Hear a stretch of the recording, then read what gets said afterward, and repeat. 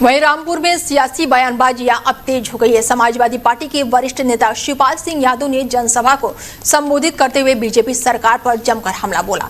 उन्होंने आरोप लगाया कि बीजेपी सरकार में अधिकारी और मंत्री रिश्वतखोरी में लिप्त हैं और बिना पैसे दिए कोई भी काम नहीं होता। शिवपाल यादव के इस बयान पर यूपी सरकार के कृषि मंत्री बलदेव सिंह औलख ने पलटवार किया है।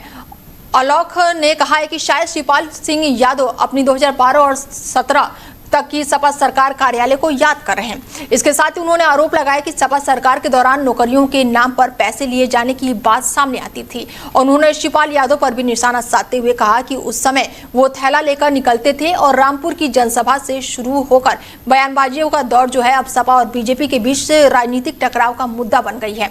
दोनों नेताओं के बयानों के बाद से स्थानीय राजनीति में भी चर्चा तेज हो गई है।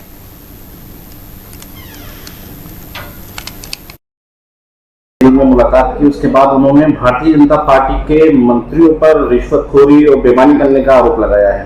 तो कहने का मतलब है उन्होंने जो दोष भारतीय जनता पार्टी के निष्ठावान कार्यकर्ताओं पे और जो कि ईमानदारी से अधिकारी काम कर रहे हैं और मंत्रियों पे आरोप लगाया, ये उन्हें 2012 से लेके 2017 की याद आ रही होगी या इससे पहले वो मंत्री रहे होंगे तो उनकी याद आ रही होंगी कि मंत्री क्या करते हैं।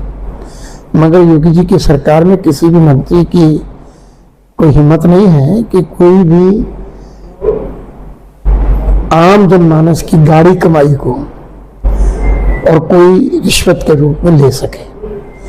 और जहां तक हजारों लाखों नौकरियां इस सरकार ने देने का काम किया है और कहीं भी कोई भी अधिकारी से लेके मंत्री से लेके कहीं भी कोई अगर कोई व्यक्ति ये कह दे कि किसी ने 5 पैसे किसी को दिए हो तो आपको पता लग जाएगा तो इनको भी सबूत मिल जाएगा। ऐसा है कि ईमानदारी से लोगों को नौकरियां देने का इस सरकार ने माननीय योगी जी की सरकार ने काम किया है और कहीं भी ना आज तक मंत्रियों पे कोई अस्तर पे लगा है, ना केंद्र में या मान लीजिए मोदी जी की सरकार में या ना योगी जी की सरकार में।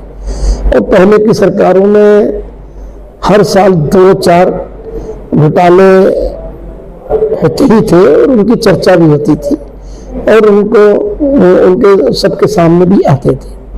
आज 9.5 साल हो गए हैं माननीय योगी जी की सरकार को, कोई ये खड़ा होकर नहीं कह सकता कि भाई किसी मंत्री ने किसी ने ये काम किया।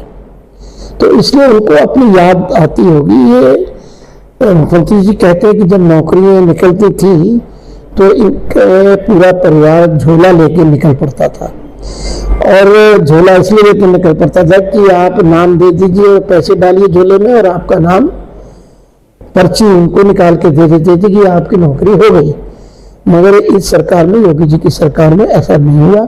लोगों को पारदर्शिता के साथ, ईमानदारी के साथ, उनकी कैटेगरी के साथ, उनकी एजुकेशन के साथ, उनकी मेहनत के साथ नौकरियां दी गई हैं। तो ये उनको माननीय योगी जी का धन्यवाद करना चाहिए, मैं तो यही कहूँगा।